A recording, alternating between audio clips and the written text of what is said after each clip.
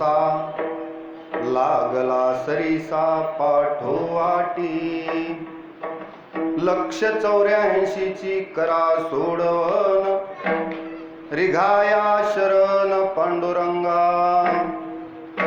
उपजल्या पिंडा मरण सांगाते स्मरते उपजते सवेची ते 184ची करा सोडवन रिघाया शरण पांडुरंगा तुका म्हणे माळ गुंतली रहाटी तुका म्हणे माळ गुंतली रहाटी गाडग्याची सुटी फुटलिया 184ची करा सोडवन रिघाया शरण पांडुरंगा विठ्ठला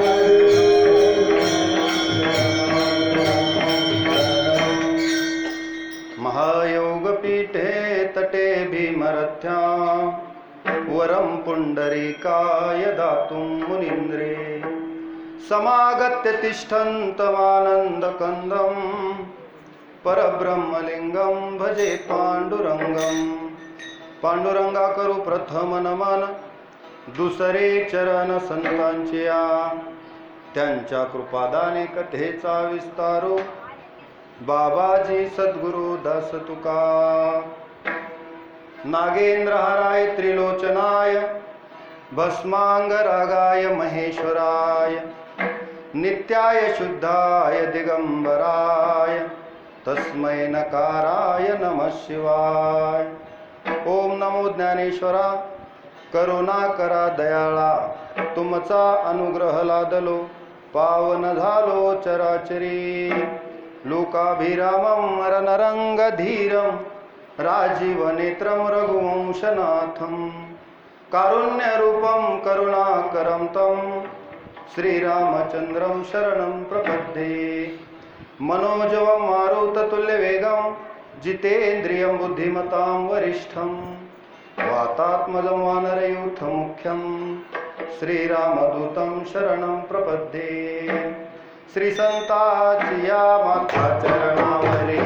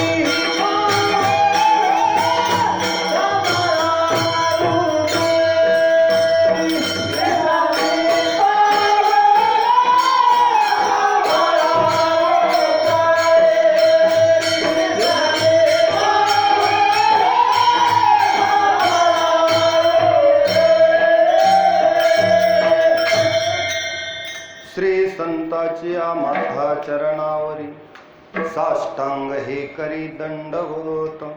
विश्रांती पावलो सांभाळा उत्तरी वाढले अंतरी प्रेम सुख.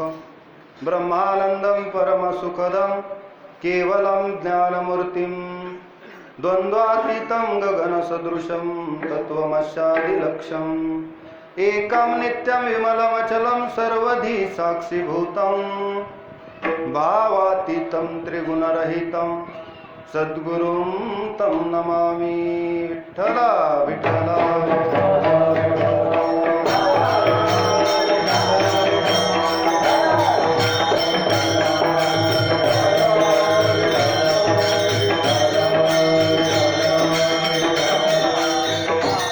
किती या काळाचा सोसावा वळसा लागला सरीसा पाठोवाटी.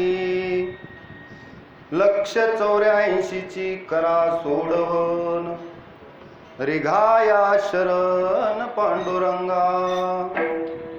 प्रस्तुत प्राप्त प्रसंगी मौजे देऊळगाव दुधाटे तालुका पूर्णा जिल्हा परभणी या ठिकाणी वैकुंठवासी नामदेवराव मुकदम नामदेवराव दुधाटे यांच्या पुण्यतिथीनिमित्त 3रं वर्ष श्राद्ध आयोजित केलेली ही कीर्तनरूपी सेवा. या कीर्तनरूपी सेवेचे आयोजक वैकुंठवासी नामदेवरावांचे सुपुत्र, तिन्ही सुपुत्र गोविंदराव नामदेवराव दुधाटे, पांडुरंग नामदेवराव दुधाटे आणि सुदाम नामदेवराव दुधाटे या तिन्ही सुपुत्रांनी आपल्या वडिलाच्या प्रती असलेली कृतज्ञता वर्षश्राद्धाच्या नाम पुण्यतिथीच्या निमित्तानं व्यक्त करण्यासाठी कीर्तनरूपी सेवेचं आयोजन म्हणजे ज्ञानदान आणि तदनंतर अन्नदान म्हणजे ज्ञानदान आणि अन्नदानाच्या रूपात आयोजित केलेली भव्य आणि दिव्य स्वरूपाची कीर्तनरूपी सेवा. तिन्ही सुपुत्रांना धन्यवाद. कारण का कुळी कन्या पुत्र होती जे सातू.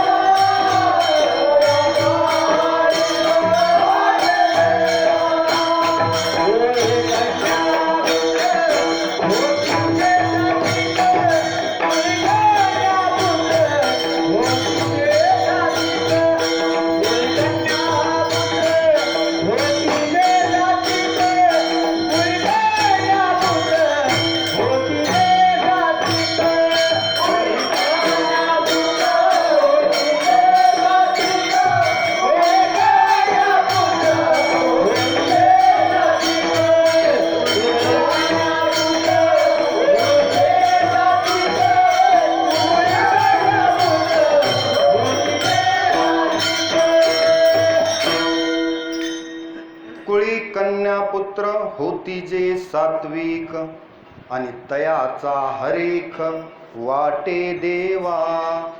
देवाला आनंद होणारी संतती निर्माण झाली पाहिजे. नाहीतरी काय थोडी श्वान सुकरे बापुडी.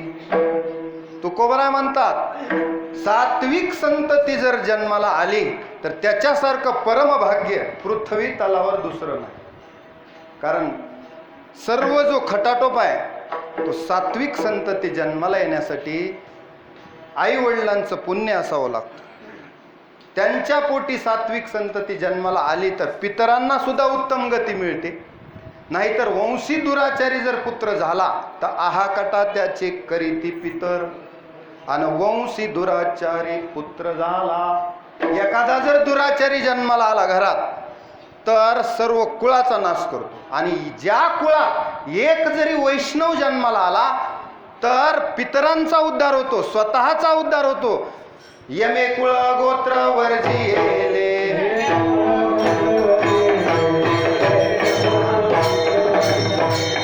ज्ञानदेवी मंत्र हरिनामाचे शस्त्र ज्ञानदेवी मंत्र हरिनामाचे शस्त्र यमे कुळ गोत्र वर्जिले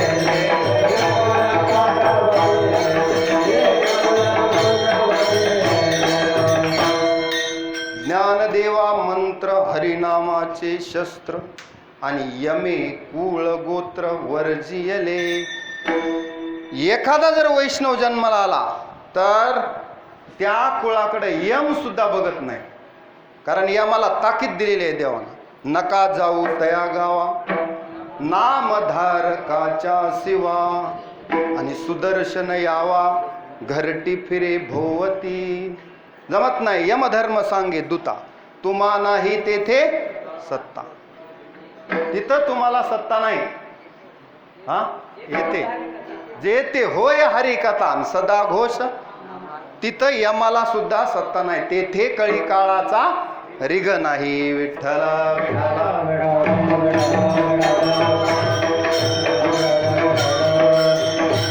आणि म्हणून सात्विक संतती नामदेवरावांच्या पोटी जन्माला आली. 3रं वर्ष श्राद्ध लगातार करणं आणि दरवर्षी करणं नित्य नियमानं. जे नैमित्तिक कर्म आहेत ते केलेच पाहिजेत, श्राद्ध कर्म केलंच पाहिजे. या सात्विक संतती असेल तर पुढे पितरांना गती. म्हणून त्यांना धन्यवाद. तिन्ही सुपुत्रांना आयोजन केल्याबद्दल धन्यवाद. काळ कठीण आहे, कलियुगाचा काळ आहे आणि कलियुगाच्या काळामध्ये श्रद्धा टिकवून ठेवली तिन्ही सुपुत्रांनी, म्हणून धन्यवाद. विठ्ठल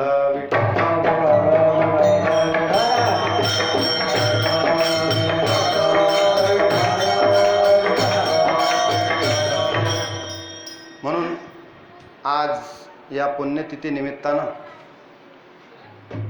कीर्तन रूपी सेवेसाठी निवडलेला अभंग जगद्गुरु जगदवंदनीय देहूनिवासी वैराग्यमूर्ती श्री संत तुकोबाराय यांचा 4 चरणांचा अभंग आहे. आणि या अभंगाद्वारे तुकोबाराय म्हणतात की सारखा काळ माणसाच्या पाठीमागे लागलेला आहे. हो, सारखा लागलेला आहे, पाठीशीच लागलेला आहे.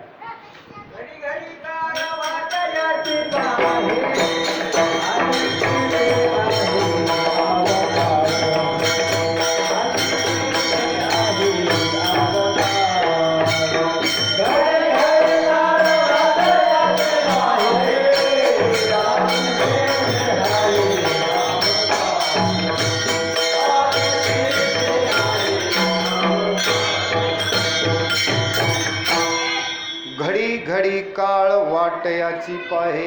कशाची? अजून किती आहे अवकाश. हाची बोध घेऊन काहीतरी साधन करा म्हणतो. मनात हा बोध घ्या की काळ माणसाच्या मागे लागलेला आहे.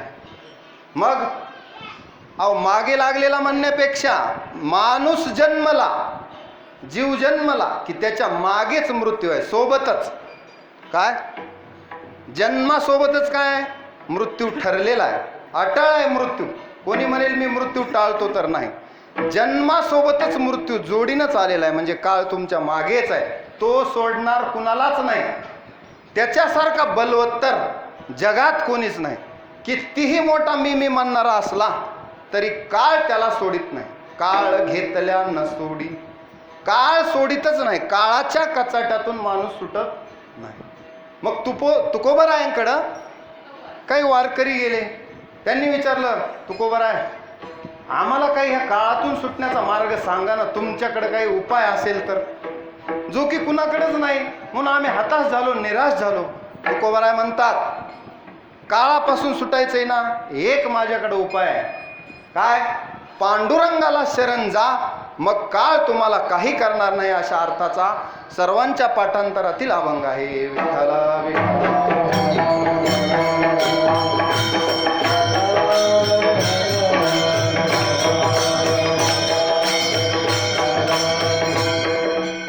तुकोबारायांनी उपायही सांगितला, नुसती समस्या दाखवली का? समस्या दाखवावी आणि त्याचा उपायही सुचवावा. समस्या काय? प्रत्येक माणसाच्या मागं काळ लागले, मृत्यू मागेच आहे. उपाय काय? त्याच्यातून सुटण्याचा उपाय पांडुरंगाला शरण जाणं आणि सतत देवाचं नामचिंतन करणं, हाच उपाय. त्याच्यावरला रामबाण उपाय आहे, दुसरा त्याला औषधच नाही. कोणतं औषध आहे? नामरूपी शस्त्र हातात असलं की काळ काहीच कळत नाही. तुका म्हणे काळा हाना तोंडावर, तुका म्हणे काळा हाना तोंडावर, आता भरा हरे राम बाणे,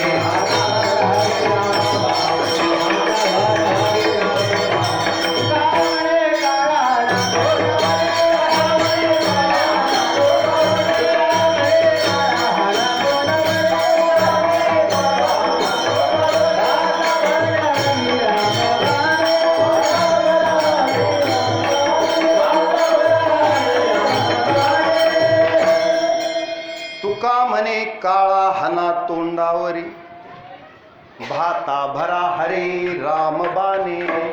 राम नामाचे बाण काळाच्या तोंडावर मारा, मग काळ गुलाम सलाम करी. मग काळ तुम्हाला जगा काळ खाय.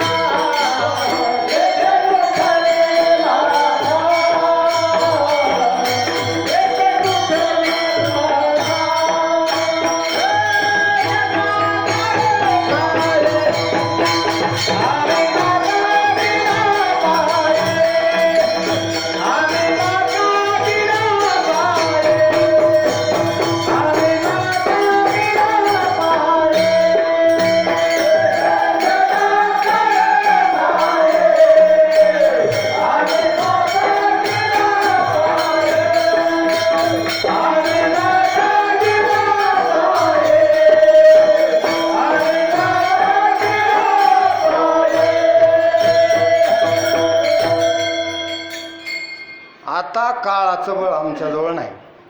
तुकोबरायांनी काळाला जिंकलं, जगा काळ खाय, पण आम्ही माथा दिला पाय.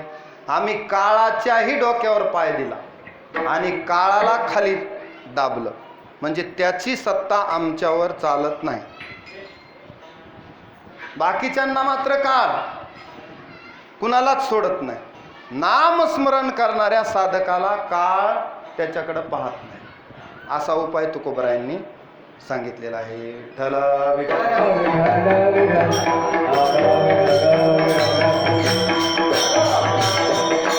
बऱ्याच जणांनी वरदान मागून घेतलं काळापासून सुटण्यासाठी. हिरण्यकश्यपूला वाटला माझ्यासारखा बलवत्तर कोण आहे, मीच देव आहे म्हणायला लागला. ईश्वरोहम भोगी सिद्धोहम बलवान सुखी. आसुरी संपत्ती 16व्या अध्यायात ज्ञानोबराय सांगतात. त्या माणसांना असं वाटतं की ईश्वरोहम भोगी सिद्धोहम बलवान सुखी, स्वतःलाच देव समजायला लागला. पण हिरण्यकश्यपूला कशाच्या आधारावर वाटत होतं मी काळाला जिंकेल म्हणून? वरदान होतं की तुला मरण नाही, घरात नाही, दारात नाही, दिवसा नाही, रात्री नाही, एवढ्या प्रकारचं वरदान होतं. आता मारायचं कसं? पण काळ मात्र अशी युक्ती करतो. किती सुटण्याचा प्रयत्न केला, मला हे सांगायचं, कितीही सुटण्याचा प्रयत्न केला तरी हिरण्यकश्यपूला स्वतःच्या पोटच्या पोरानंच काय मृत्यूला आमंत्रण दिलं आणि नृसिंह रूपानं देवाला येऊन हिरण्यकश्यपूला मारावं लागलं. म्हणजे प्रल्हादाच्या नामस्मरणामुळं सत्वर उच्चार प्रल्हादी बिंबला उद्धवा लादला कृष्णदाता.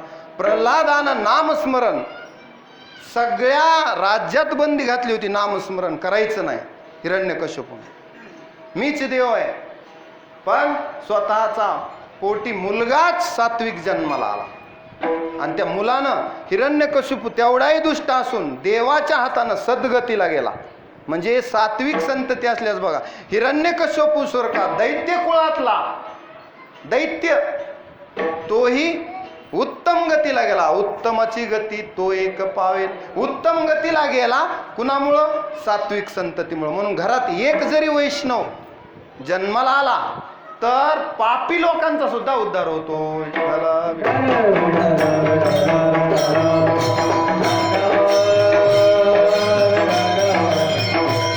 म्हणून प्रल्हादासारख्यांचं नाव प्रातस्मरणीय म्हणजे सकाळी सकाळी घ्यावं लागतं. प्रल्हाद, नारद, पराशर, पुंडरीक, व्यास, अंबरीश, शुक, शौनक, भीष्मदालभ्यान, रुक्मांगदार्जुन, वशिष्ठ, विभीषणादी पुण्यानिमान परम भागवतान स्मरामी. सकाळी सकाळी यांचं स्मरण करायला सांगितलं. का? सात्विक आहे. देवाला ज्यांनी आनंद मिळवून दिला, देवाला आनंद, आपल्या माणसांना आनंद होईल. सात्विक संततीचा सर्वांना आनंद होतो. पण तयाचा हरीख वाटे देवा, देवाला आनंद उल्लासित करणारी संतती, त्याच्यामुळं सात्विकता आणि त्याच्यामुळं सर्वांचा उद्धार. एका कुळामध्ये असा एक वैष्णव जन्माला आला तर एवढ्यांचा उद्धार होतो. विठ्ठला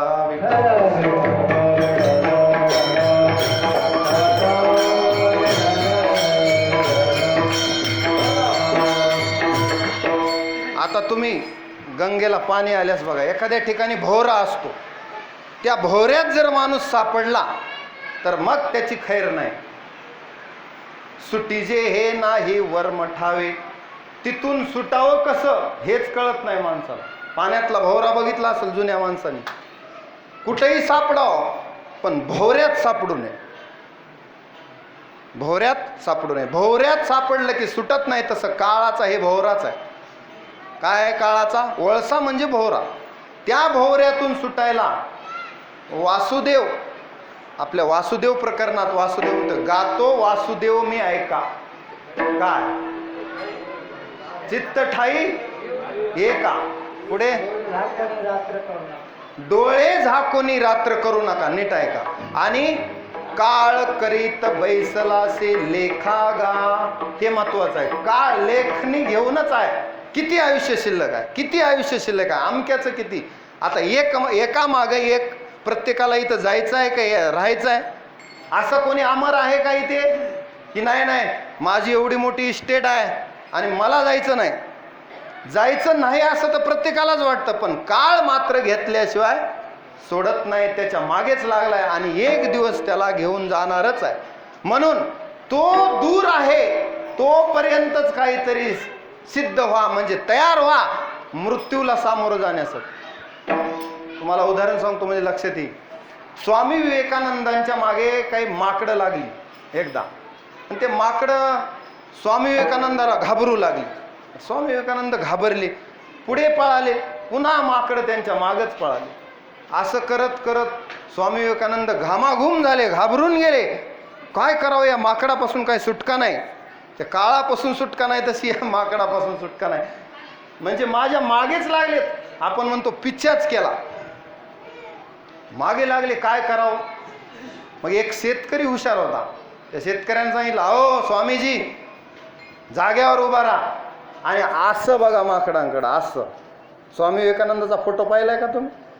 असं पहा. म्हणजे असं नजरेत नजर रोखून त्या माकडांकडे जर बघितलं तर माकडं तुम्हाला काही करणार नाहीत. स्वामी विवेकानंदांना खरं वाटलं, बघितलं करून, तर बरोबर माकडं जाग्यावर थांबली. स्वामी विवेकानंदाच्या नुसत्या दृष्टीनंच थांबली.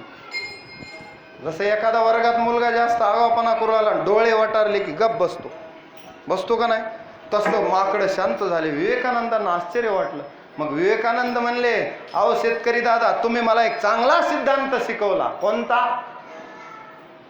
की संकट आल्यावर घाबरून पळून गेल्यास ते संकट आणखीच जास्त मागे लागतात. भीत्या पाटी ब्रह्म राक्षस. त्याच्यापेक्षा आलेल्या संकटाला सामोरं जाणं आणि डोळ्यात डोळे घालून दृष्टी भिडवून त्या संकटाशी दोन हात करणं म्हणजे सामना करणं, हेच शहाणपणाचं लक्षण आहे. म्हणून आता इथून पुढे मी संकटांनाही घाबरणार नाही, या काळाशीही दोन हात करण्याची ताकद ठेवील. त्या दिवशीपासून त्यांना कळालं की काळ तर आपल्या मागे आहेच, पण त्याच्याशी सामना आपल्याला करावा लागणार आहे.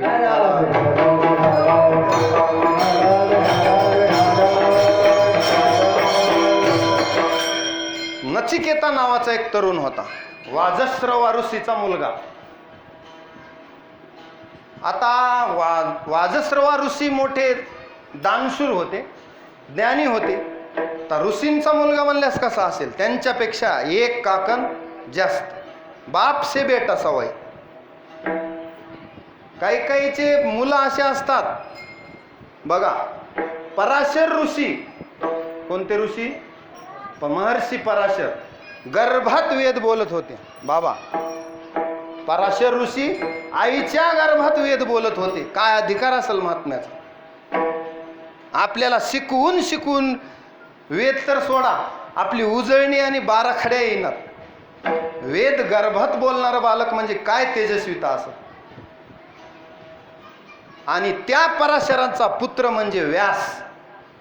आता ज्याचा बाप गर्भात वेद बोलतो, मुलगा कसा असेल?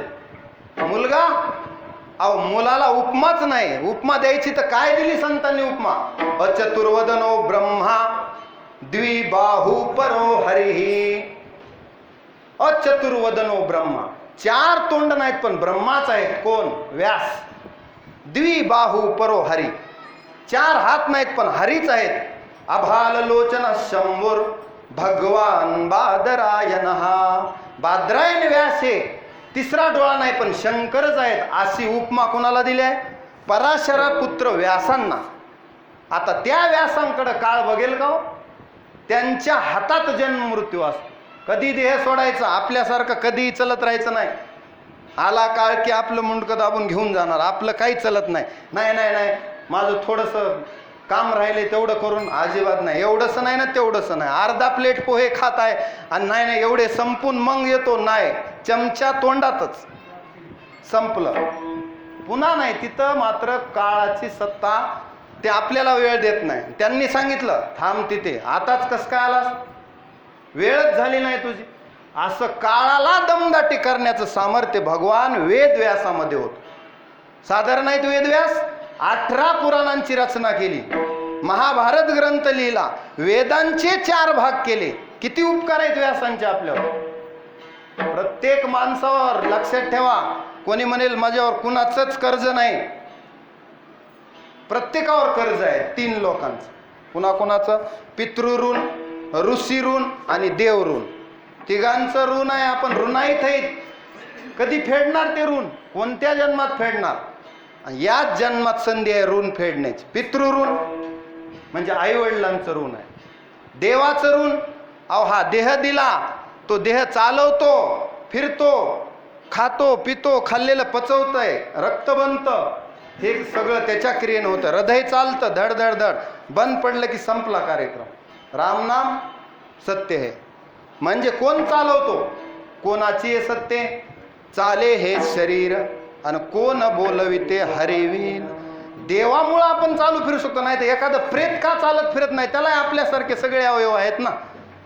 का चालत नाही? त्याच्यातला देव निघून गेला म्हणजे राम निघून गेला, प्राण निघून गेला, संपला त्याचा कार्य. मग जोपर्यंत या देहात चैतन्य आहे, देव आहे, सर्वस्य चाहम हृदि सन्निविष्टो मतस्मृती ज्ञानमपोहनं च वेदेश्च सर्वैरहमेव वेद्यो वेदांत कृदेद विदेव चाहम. म्हणजे काय? ईश्वर सर्वभूतानां हृदयेषु तिष्ठती. प्रत्येकाच्या हृदयात भगवंत वास करून आहे. तोपर्यंतच हे शरीर चालू फिरू शकते. पहिल्या मजल्याहून 10व्या मजल्यावर पायऱ्या चढत जाऊ शकतो आपण. कुणाच्या शक्तीनं?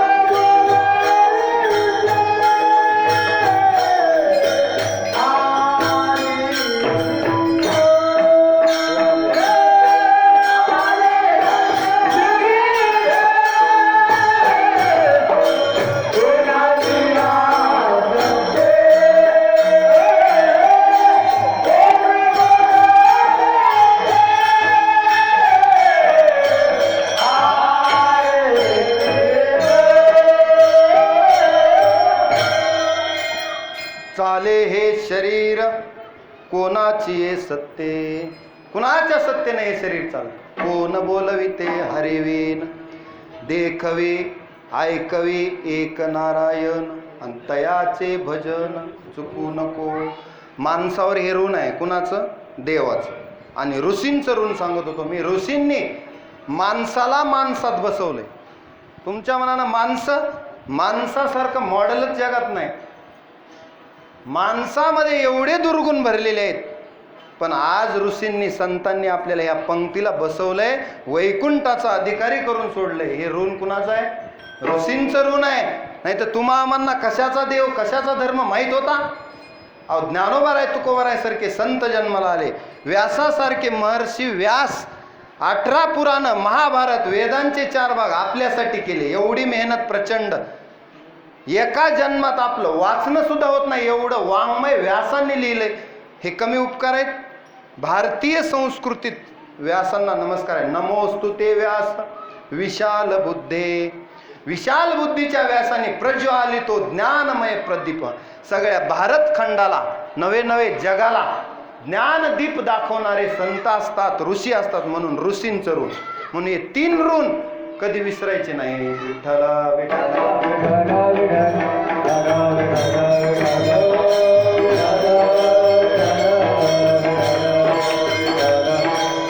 मग माणसाच्या जीवनामध्ये जन्मला जीव की त्याच्या सोबतच मृत्यू सोबतच. आपला विषय मूळ मुद्द्यावर या. उपजे ते नाशे, नाशिले पुनरपी, हे घटिका यंत्र जैसे परिभ्रमेगा. हे रहाट गाडग सुरूच आहे. जन्मायचं मरायचं. पुनरपी जननम पुनरपी मरणम, पुनरपि जननी जठरे शयनम, इह संसारे खलु दुस्तारे, कृपया पारे पाहि मुरारे, भज गोविंदम भज गोविंदम भज गोविंदम मूढमते, प्राप्ते सन्निहिते मरणे, नहि नहि रक्षति डुक्रूय करणे. आद्य गुरु शंकराचार्य म्हणतात, हे चालूच आहे बाबांनो. दिनमपि रजनी सायं प्रात, शिशिर वसंतो पुनरायात, काल क्रीडति गच्छन्त्यायु, तदपि न मुञ्चत्याशा वायु, भज गोविंदम भज गोविंदम भज गोविंदम मूढमते. काय? पुन्हा पुन्हा दिवस रात्र येतात, पण काळ मात्र तुम्हाला सोडणार नाही. काळाची क्रीडा चालूच आहे. हे काळाचं चक्र कुणाच्यानंच थांबविता येणार नाही. म्हणून तुकोबराय अभंगाच्या प्रथम चरणात म्हणतात, किती या काळाचा सोसावा वर्ष.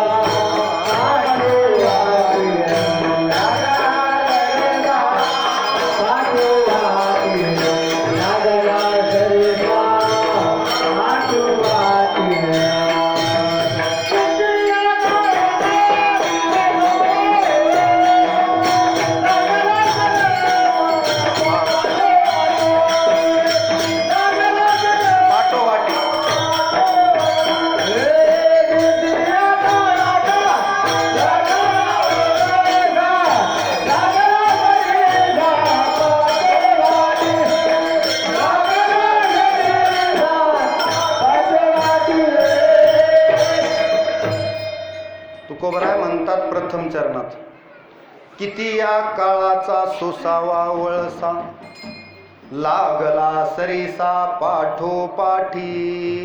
सारखा पाठीशी हा काळाचा बोहरा लागलाय. म्हणजे काय? किती जन्म झाला फेरा, गणित नाही जी दातारा, पडिलो आवर्ती भोवरा. मरा. ह्या भोवऱ्यात मी अडकलोय. पुन्हा पुन्हा जन्म, पुन्हा पुन्हा मरण. किती वेळा जन्म यावे.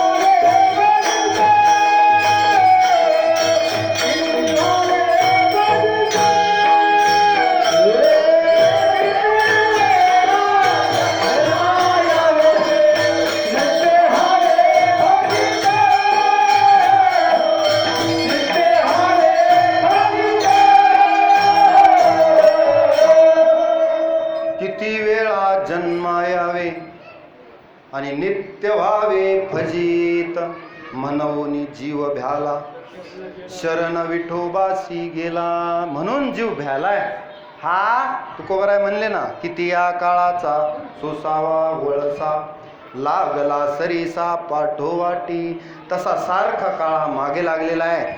कारण का, जातस्य ही ध्रुव मृत्यू ध्रुवम जन्म मृतश्च तस्माद परिहारेर्थी न त्वं शोचितुमर्हसि. देव अर्जुनाला सांगतात, अर्जुना मृत्यूबद्दल शोक करणं सोडून दे. शहाणी माणसं मृत्यूला घाबरत नाहीत. बघा देवाचं बोलणं. आणि तू मृत्यूला घाबरतोस. सामान्य माणसं मृत्यूला घाबरतात का? इथं त्यांची आसक्ती जडलेली असते. मुलाबाळावर प्रेम जडलेलं आहे. ह्या घरादारावर प्रेम आहे. ते इतकं जडलंय की आता ते जीवेनं सोडायचे झाले. म्हणून जावं वाटत नाही. जावं का वाटत नाही? आसक्ती जडले. त्याचं कारण तुकोबरायांनी सांगितलं, इथं तुम्ही आसक्त झाला. तुम्ही असं समजलंच नाही, मरणाची का रे नाही आठवण. एक दिवस जायचंय हे तुमच्या ध्यानातच नाही. विसरून गेलात आणि भला पसारा करीत बसलात. युवा येईन, जावा येईन, लेकरन बाळण, शेतीन बाडीन. आणि एक दिवस मग यम येणार आहे बाबा, त्याची जरा आठवण ठेवा. फार दिवस राहण्यासाठी तुम्ही आला नाहीत, ही तर तुमची चूक आहे. ही विसरून चाललात तुम्ही दररोजच्या जीवनामध्ये. त्याची आठवण ठेवा. म्हणून पर्यायानं देवाची आठवण ठेवा. त्याची आठवण ठेवा आणि त्याच्यातून वाचण्यासाठी देवाची आठवण ठेवा. आणि सारखं जर हेच करीत बसलात तर नाहीतरी गेला जन्म वाया. मग वाया जाईल. मनुष्य देह मिळालाय ना, नरदेह निदान लागले हाती. हाती लागलाय ना, मग त्याचं सोनं करून घ्या. कारण साधारण देह नाही. प्रपंच तर आता करावंच लागणार. याच्यात पडलो म्हणजे ह्याच्यातून सुटका आहे का? पण जववरी तववरी जंबुक करी गर्जना, आणि जव त्या पंचाना देखिले नाही. आता बघा, संसार कधीपर्यंत बाधक आहे? अहो समुद्र कधीपर्यंत आपल्याला भीती दाखवील? जोपर्यंत अगस्ती ऋषी तिथं आले नाहीत. आपल्याला समुद्र भीती दाखवतो. आपण जवळ गेलात ना, मोठमोठ्या लाटा येतात समुद्राच्या, आपल्याला भीती दाखवतो. काळ जसा भीती दाखवालाय तसा समुद्र आपल्याला भीती दाखवतो. मग ज्ञानोबराय म्हणतात, त्याला भिवू नका हो, अगस्ती ऋषींना पुढे करा ना. मग सागराची हिंमत आहे का बघा. का हिंमत नाही? त्याला माहित आहे एका घोटात, एकाच आचमनामध्ये, म्हणजे एकाच घोटात ह्या बोहना आपल्याला पिऊन टाकलेला आहे. मग याच्या पुढे जास्त शहाणपण करू नये. अगस्ती पुढे सागर काहीच करत नाही. कारण अगस्ती ऋषींनी सागरच पिऊन टाकला. विठ्ठला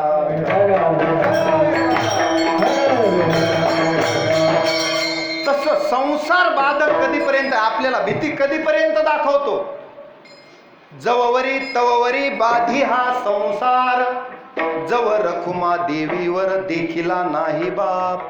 जोपर्यंत देवाला आपलंसं केलं नाही ना तोवरच संसाराची भीती बाळगायची. एकदा देव आपला झाला की विष्णुदासानं पुन्हा काळाला मृत्यूला द्यायचं नाही.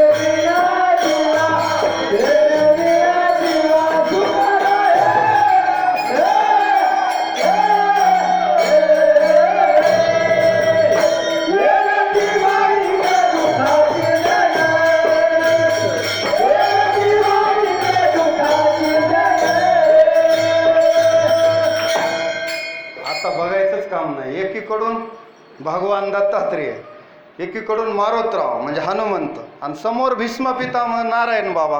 आता कीर्तनात अडचण अवघी चिंता वारली विठ्ठला विठ्ठला.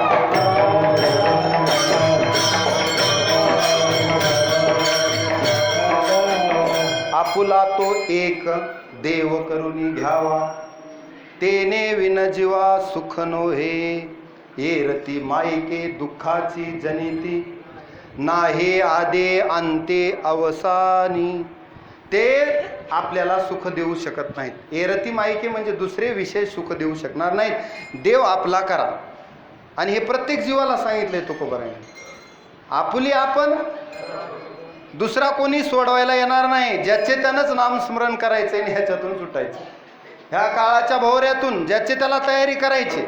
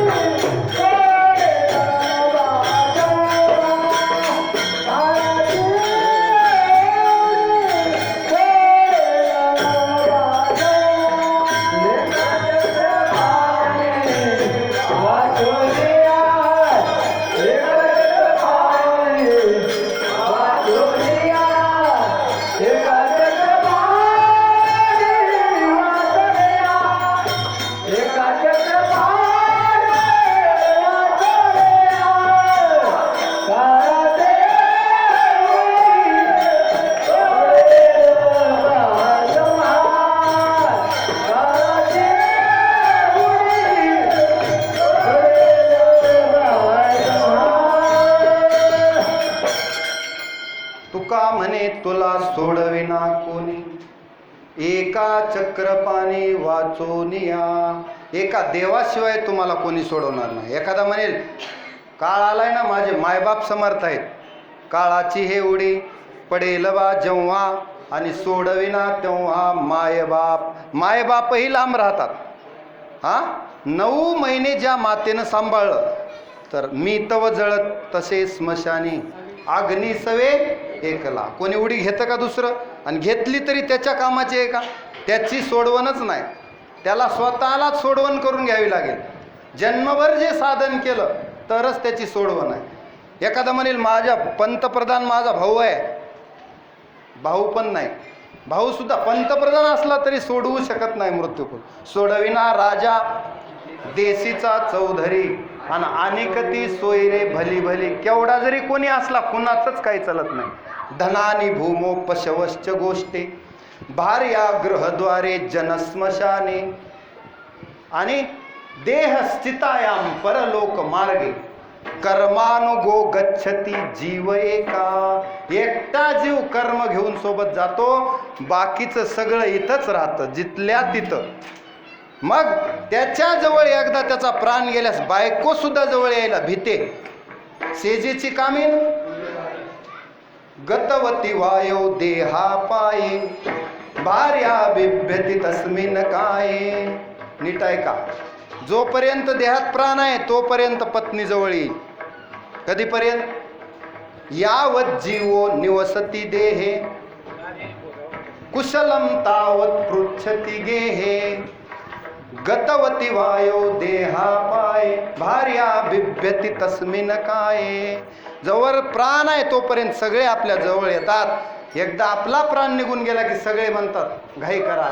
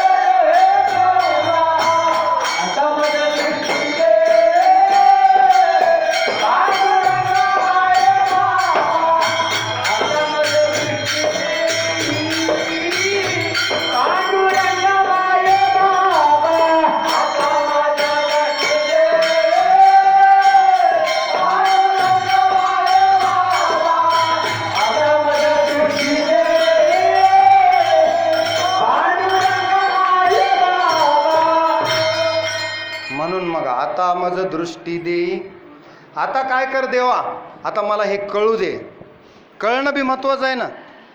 आता गेलेलं आयुष्य तर गेलंच, आता आहे ते तरी आपल्या हातात आहे की नाही. गेले ते भूस जाओ परते, बराया काळे दिला अवकाश, नाही पावलो आयुष्यानास. कार्या कारण उरले शेष, गेले ते भूस जाओ परते.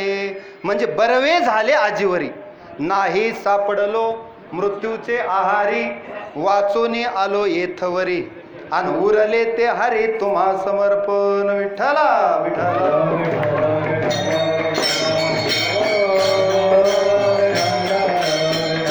आता राहिलेलं आयुष्य नामचिंतन, गेलेलं आयुष्य नकळत गेलं. कारण का बालस्तावत क्रीडासक्त, तरुणस्तावत तरुणी रक्त, वृद्धस्तावत चिंतामग्न, परे ब्रह्मणी कोपिन लग्न. बालपण गेलं खेळण्यात, तरुण पण गेलं विषय भोगण्यात, आणि म्हातारपण चिंतेमध्ये जात. परे ब्रह्मणी कोपिन लग्न. पण आद्य गुरु शंकराचार्य म्हणतात देवासोबत लग्न लावून घेतलं नाही म्हाताऱ्यानं. जन्म गेला, काय बालपण गेलं, तरुण पण गेलं, म्हातारपण आला. आता डोक्याला हात लावून बसलाय, तरी सुद्धा देवाशी लग्न लावलं नाही. जीवाचं लग्न कुणासोबत लावायला पाहिजे म्हणले? देवासोबत. पण लावलं नाही. लावलं नाही म्हणून थोर झाली हानी. मग आता याची हानी, आता याचं पुढे काय होईल मला सुद्धा सांगता येत नाही म्हणले तुकोबर आहे. मला सुद्धा सांगता येत नाही. कोणत्यांची गती होईल नेनो विठ्ठला विठ्ठला.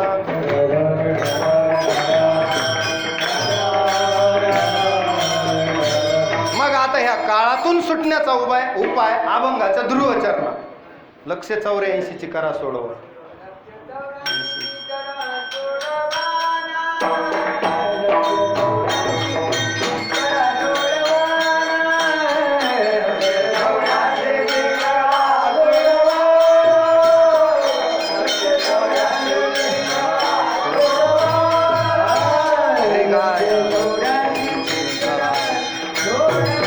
रिगाया शरण पांडुरंग.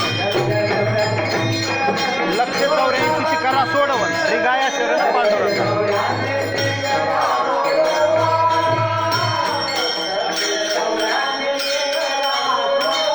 रिगाया शरण पांडुरंगा.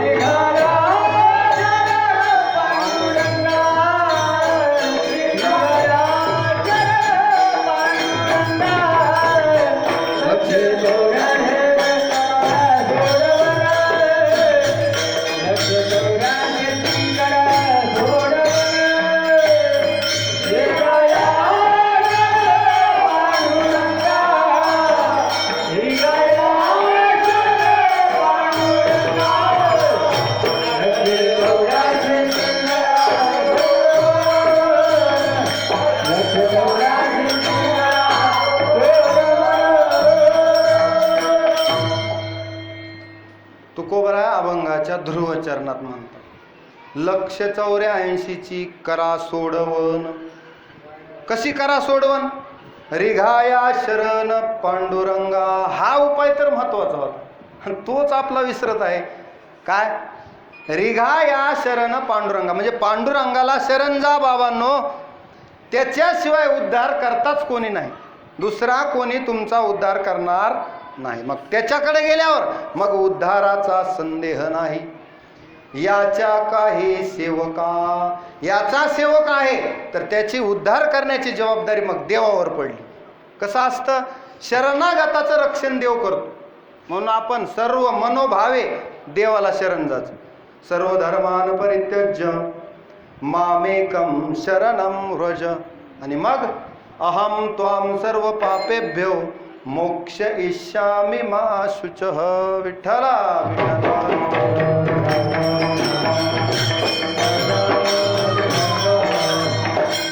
अनन्य भावानं देवाला शरण जायचं. रिघाया शरण पांडुरंगा. एवढाच उपाय सांगितला काळातून सुटण्याचा. कसा?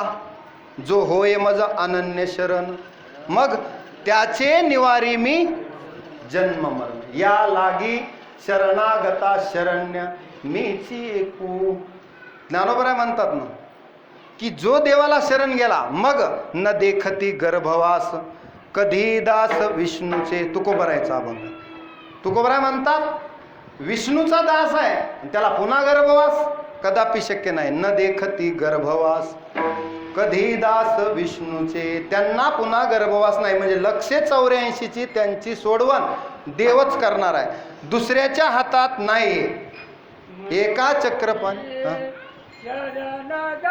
वा वा वा म्हणून हो शरण जावे. छान.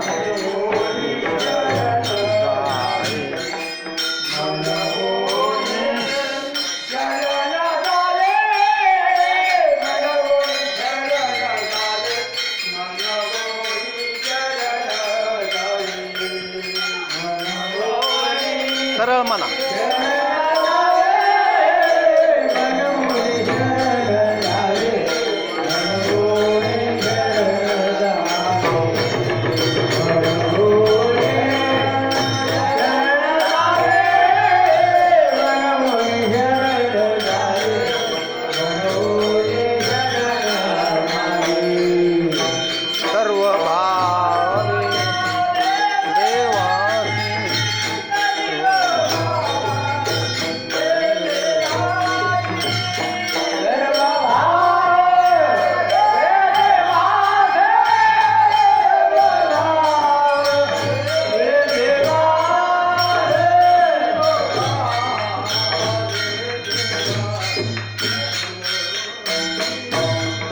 उतरील पार.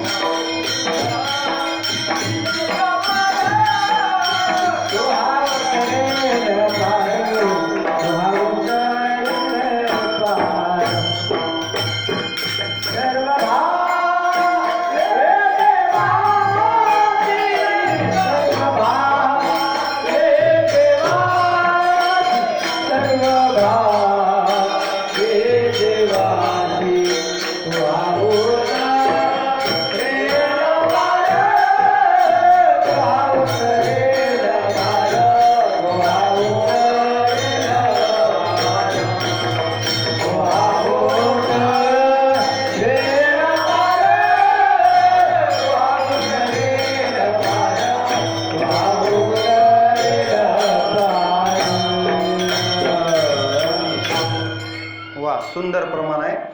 मनवोनी शरण जावे सर्व भावे देवासी. देवाला शरण जा, मग काय होईल? तो हा उतरील पार आणि भव दुस्तर नदीचा. हा एक उपाय सांगितला. कोणता?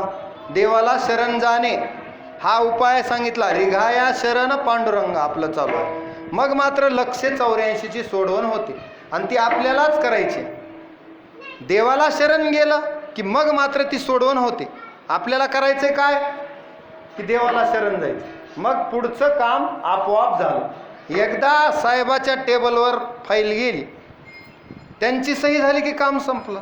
तुमचं सँक्शन झालं काय आहे काम ते. म्हणून काय? देवाला शरण जायचं. मग तिथपर्यंत जावं तर लागेल ना. साहेबापर्यंत तुम्हाला पोहोचावं लागेल. तुमची काय फाईल आहे ती घेऊन. सही झाली की मग तुमचा मग नामधारकाचा शिक्का बसला. एकदा शिक्का बसला पुन्हा अडचण नाही. विठ्ठला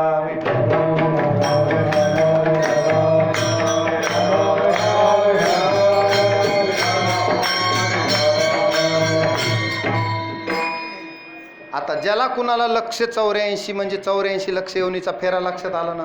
पुन्हा पुन्हा जन्मन, पुन्हा पुन्हा मरण, असं 84 लक्ष योनी पुन्हा ह्या फेऱ्यात सापडावं लागतं. एकदा जर का हा चान्स गमावला मनुष्य जन्माचा, पुन्हा मात्र खूप अवघड आहे. पुन्हा सापडत नाही. ते एका हॉलमध्ये एक आंधळा असा फिरत होता. त्या हॉलला एकच दरवाजा होता. हे आंधळा असा फिरत फिरत फिरत दरवाजाजवळ आला की त्याचं डोकं खाजवायचं. काय व्हायचं? डोकं खाजव.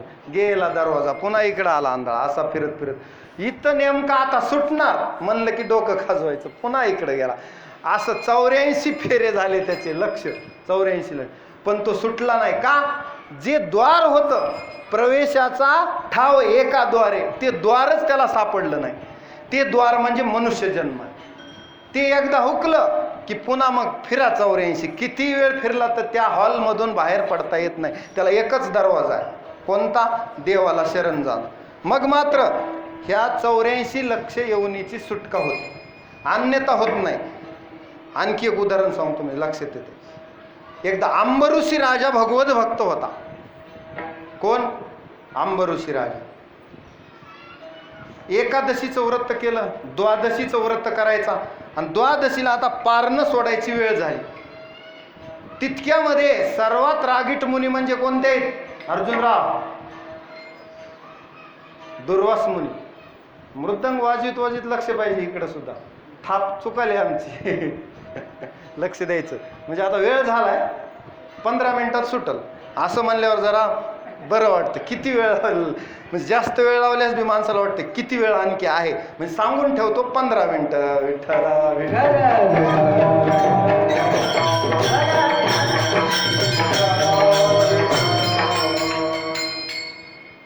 काय चालू होतं आपलं? दुर्वास मुनी आले.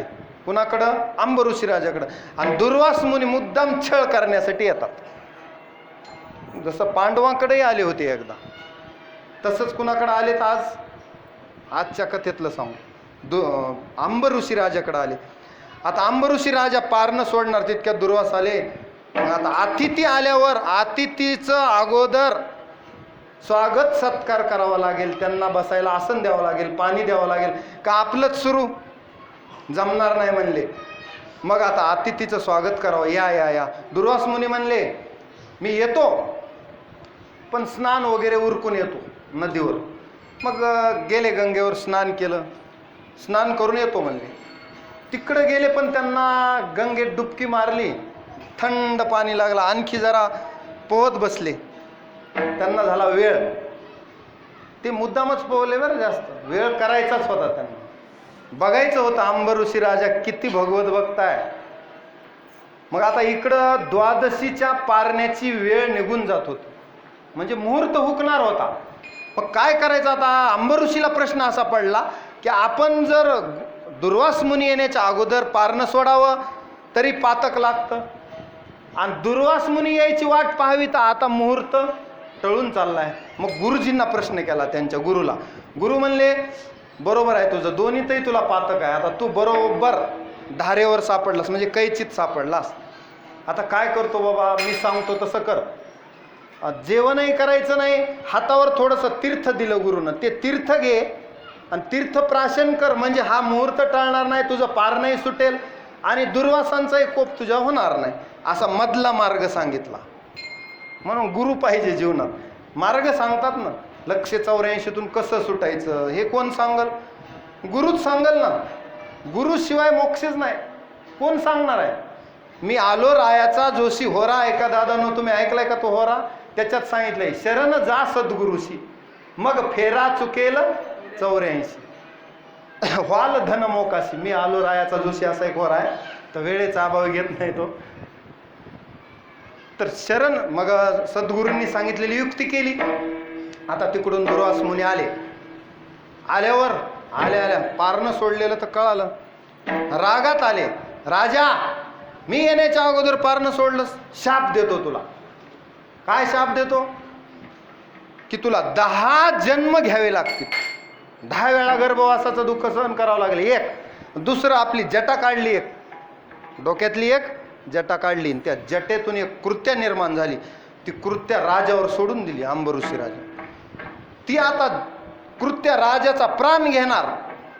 इतक्यामध्ये राजानं देवाचा धावा केला. भगवत भक्त होता राजा, त्यानं भगवान विष्णूचा धावा केला. भगवान विष्णूचा धावा केल्यावर राजाला वाचवण्यासाठी एक चक्र, सुदर्शन चक्र तिथं आलं.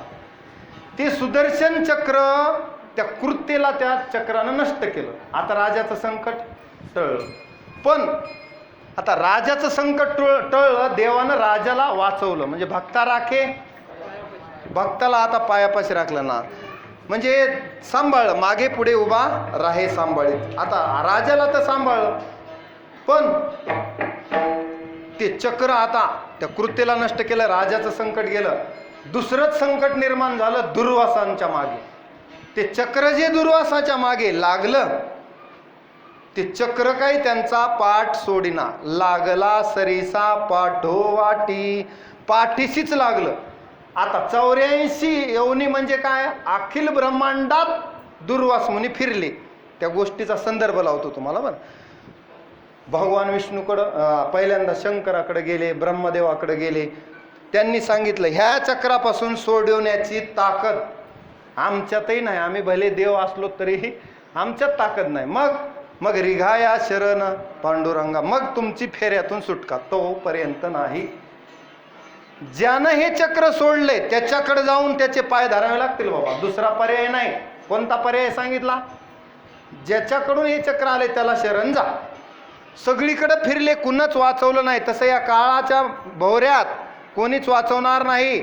मग आले परत अंबऋषी राजाकडे, राजाची माफी मागितली की मी चुकलो. भगवत भक्ताचा छळ करणं सोपी गोष्ट नाही. माझ्याच मागं चक्र लागलं, आणि हे चक्र इतकं लागलं की ते माझी पाठच सोडणार. त्रिलोक्यात फिरले दुर्वास तरी सोडलं नाही. तसं आपल्यालाही काळ सोडणार नाही, मागेच आहे. मग त्याला पर्याय, आता अंबऋषी राजाला शरण आल्याबरोबर दुर्वास मुनी शरण आले. मग अंबऋषी राजानं त्या सुदर्शन चक्राची स्तुती केली, आणि मग ते चक्र शांत झालं. मग दुर्वासांना आनंद वाटला. मग तेव्हापासून दुर्वास म्हणले आता कोण्या भगवत भक्ताच्या वाटेला जाणार नाही रे बाबा. का जाणार नाही? साहत गोविंदा नाही त्याचे, देवाला ते सहन होत नसतं. भक्ताचा छळ केला की देवाला सहन होत नाही. हरिजनाची कोण्याही न घडावी निंदा आणि साहत गोविंदा नाही त्याचे. ते देवाला सहन होत नाही. विठ्ठला विठ्ठला.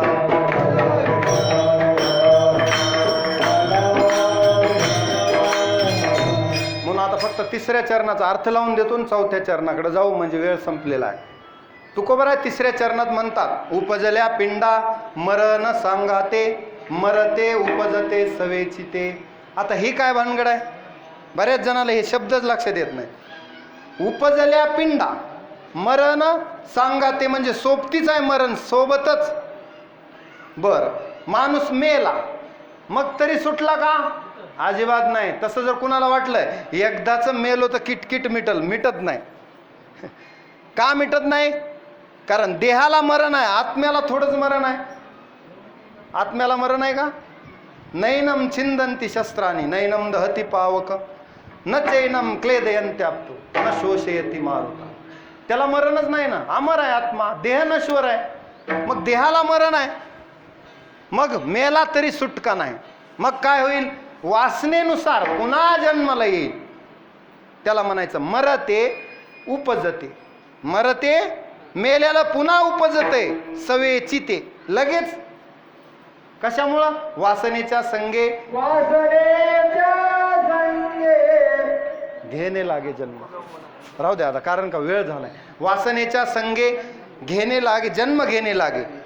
वासनेच्या सोबत एक तर, किंवा अंतीची मती ते साचपण पुढील गती.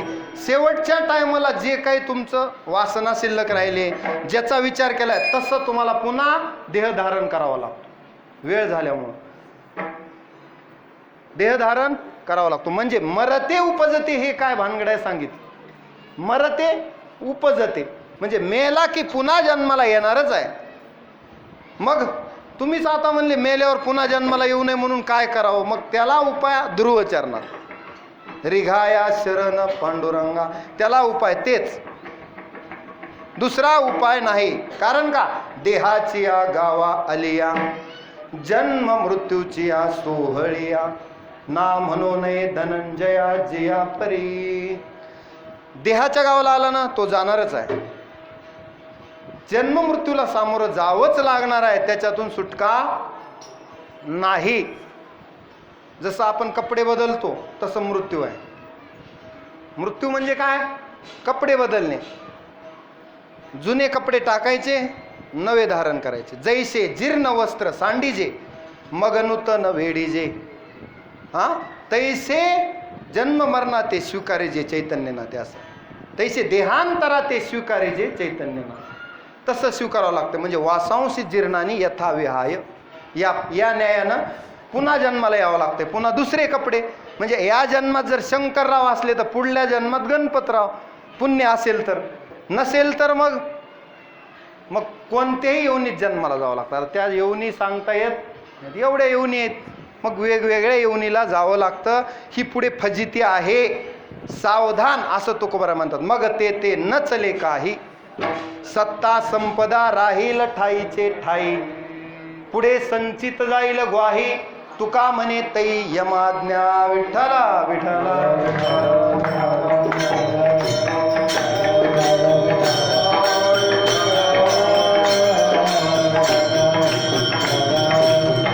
म्हणून मग उपजल्या पिंडा मरण सांगाते, मरते उपजते सवेची ते. म्हणून 184ची करा सोडवण, रिगाया शरण पांडुरंगा. तुकोबराय म्हणतात पांडुरंगाला शरण जा. आता तुम्ही जुन्या काळात रहाट गाडगं बघितलेलं असेल. आता पहिले जे माणसं आहेत त्यांना मोठ आणि रहाट माहीत आहे, आताच्यांना माहीत नाही. बाबा तुमच्या काळात मोठ असेल ना, मोठं पाणी दिलं असेल तुम्ही का? मोटरी होत्या अशा, मोटरी इंजन असं काही नव्हतं. मोठेनं पाणी, ते मोठेनं बैल पुढे न्यायचे, मागे आणायचे, मागे खाली विहिरीत पाणी भरायचं, पुन्हा ते दांडानं पाणी सोडायचं. असा कार्यक्रम होता पहिले, दिवसभर चालायचे मोठेचं. एवढी मोठेला परेशानी होती, बेजारी होती पहिले. आता काय सोपं आहे, बटन दाबलं की पाणी पिकालाच पोहोचला. आता स्प्रिंकलर आहे, ठिबक आहे, अनेक 12 भानगडी येतात. आता सोपं आहे शेतकऱ्यांना. मोठ ज्यानं हाकले तो खरा शेतकरी.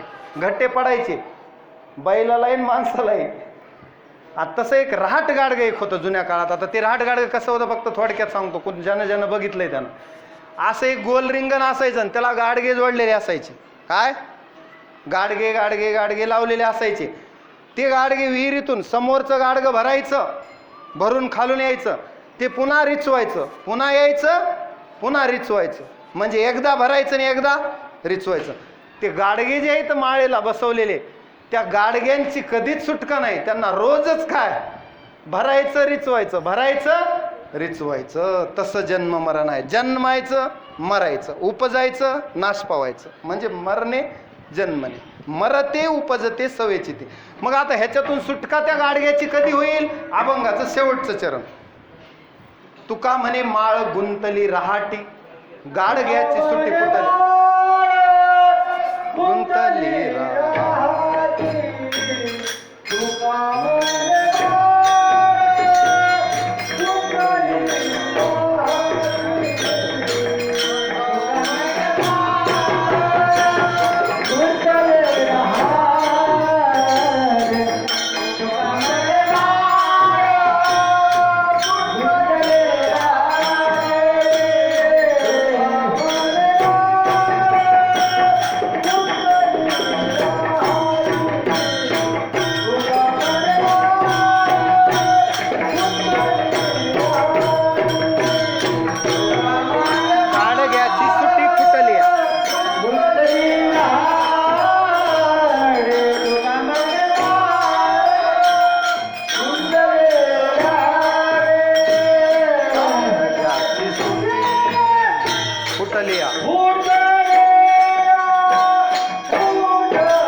लक्ष 84.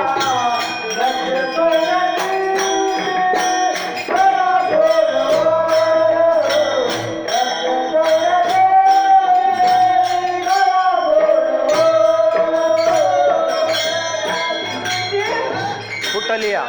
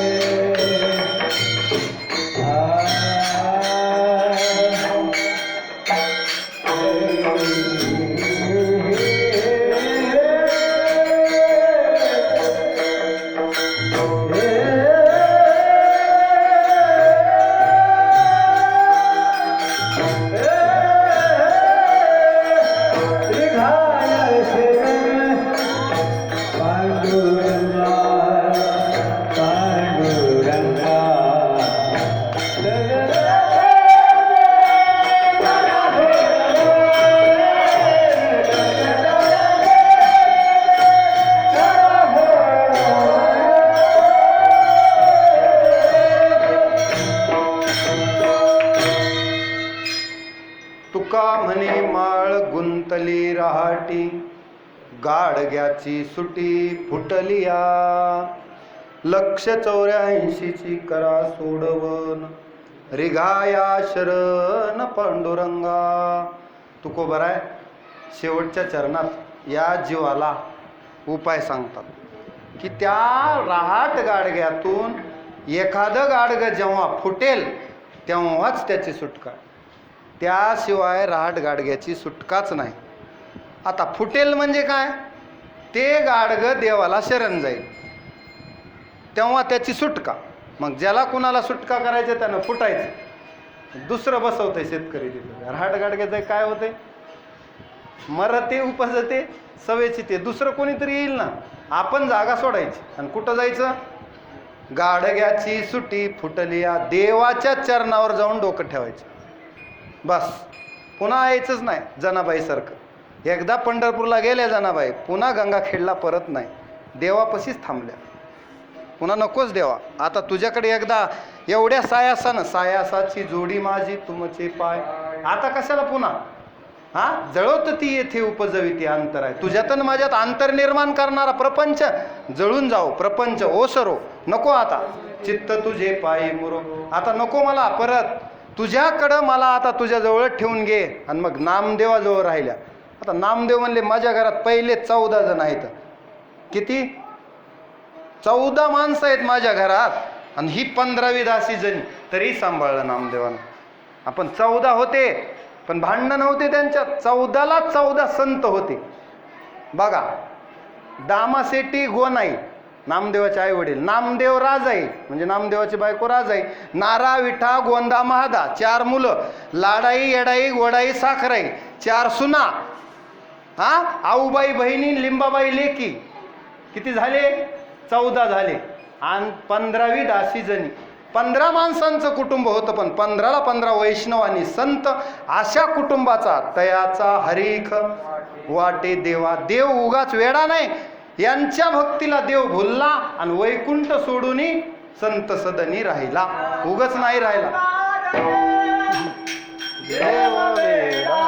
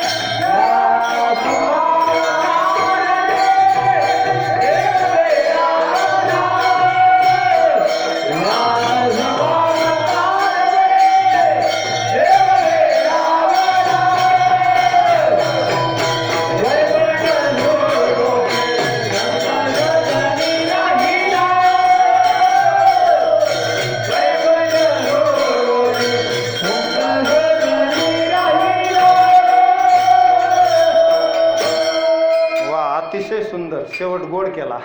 विठ्ठला विठ्ठला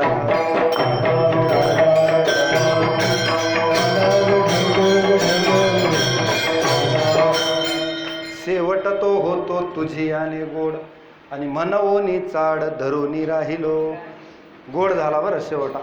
मंत्रमुग्ध केलं. कानाला संगीत प्रसन्न करतं आणि आत्म्याला बोध देतं. म्हणून सुंदर असं संगीत भजनामध्ये आनंद निर्माण होतो. आता श्रोत्यांना घाई असते, घड्याळकडे बघून कीर्तन खरं तर ऐकायचं नाही आणि करायचंही नाही. आनंद ज्याला घ्यायचा आहे त्याला काय आनंद घ्यायचा असेल तर घड्याळकडे बघायचं नाही. ते घड्याळ आपला शत्रूच आहे एक प्रकार कीर्तनात. बरं, आनंद घेतला पाहिजे. सुखे सेऊ ब्रह्मानंदा गाऊ रामनाम सदा, मग नोहे मग बाधा कुणाची, काळदूत यमाची. त्याची बाधाच होत नाही असं नामस्मरण आहे. किती ऐका गोडच आहे, किती पोटच भरत नाही असं हरिनाम आहे. पोटच भरत नाही. तुम्ही बघा, अनुभव घ्या. या आता सोहळ्यामध्ये जे पंढरपूरला वारकरी गेलेत त्यांना परत इकडे यावं वाटत नाही. देवालाही त्यांना सोडावं वाटतं का? देवाला सोडावं वाटतं? देवाला तुम्ही जाता गावा हुर हुर माझे जीवा आणि भेटाल केदवा मज लागी. देव सुद्धा रडतो. आता पांडुरंग रडतो भक्ताला वाट लावताना, म्हणजे त्यांच्या घरी परतताना. देव म्हणतो भेटाल केदवा मज लागी. आता एवढे महाराष्ट्रातून सगळ्या जगभरातून तुम्ही इथं आलात माझ्या भेटीला, आता मला कसं करमल रे? तुम्ही एकटा सोडून चाललात मला. एवढे जण चाललात. स्पुंद स्पुंदोनी गोष्टी बोलतसे. म्हणजे नामदेवाला देव म्हणतात, नामा आता जाऊ नको रे, मला कसं करमल? तुम्ही सगळे आलात, मला किती आनंद आहे या सोहळ्याचा. आता तुम्ही गेल्यावर हुर हुर माझे जीवा, आता मला हुरहुर लागेल, मग काय करू मी एकटा? असं देवाला रडवणारे संत आहे. तो काय देवाचं भक्ताचं प्रेम आहे. विठ्ठला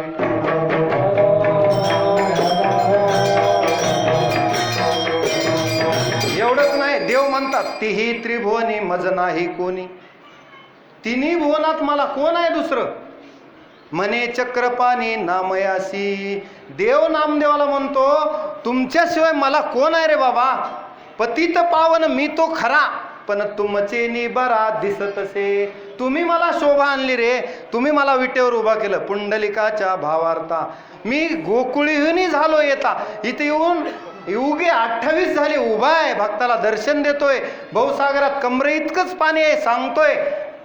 सरस म्हणजे देव म्हणतात ना, प्रमाणम भवाब्दे हृदम माम कालाम नितंबकराभ्यान धृतो येन तस्मात् विधातुर्व सत्ते धृतो नाभिकोश परब्रह्मलिंगम भजे पांडुरंगम. कसा देव आहे हो? शरश्चंद्रबिंबा ननम चारुहास लसत कुंडल क्रांत गंडस्थलांगम जपा राग बिंबा धरम कंज नेत्रम परब्रह्मलिंगम भजे पांडुरंगम. देवाचं हास्य आहे हो. कसा देव आहे? असा देव सोडून आम्हालाही यावं वाटत नाही वारकऱ्यांना, देवाला सुद्धा करमत नाही. ही देवाचं आणि भक्ताचं ऐक्य आहे. विठ्ठला विठ्ठला.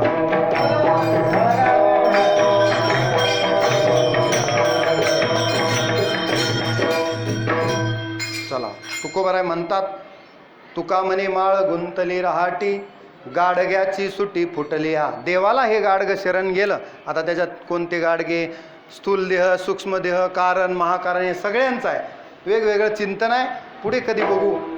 म्हणून एवढं लक्षात ठेवा की रिघा या शरण पांडुरंगा. कारण जे सर्व भावे देवाला शरण गेले ते मात्र या भवसागरातून तरुण गेले, बाकीचे नाही. म्हणून भाग्यवंत म्हणून या शरण गेले पंढरीराया तरले तरती हा भरवसा नामधारकाचा ठसा. आता एकदा प्रेमानं विठोबा रखुमाईचं भजन करा. हात वर करा आणि जोरात भजन करा. जरा पाऊस पाहिजे की नाही? नामस्मरण केल्याशिवाय नाही पाऊस. जरा हात वर करा म्हणजे लक्ष देते. देवाला काय फुकटच पाऊस पाडावा का हो? यज्ञात भवती पर्जन्यो यज्ञ कर्म समुद्भवा. म्हणून नाम परम यज्ञ आहे, त्या यज्ञानंच पाऊस पडतो. घ्या एकदा नामस्मरण. हो विठोबा रखुमाई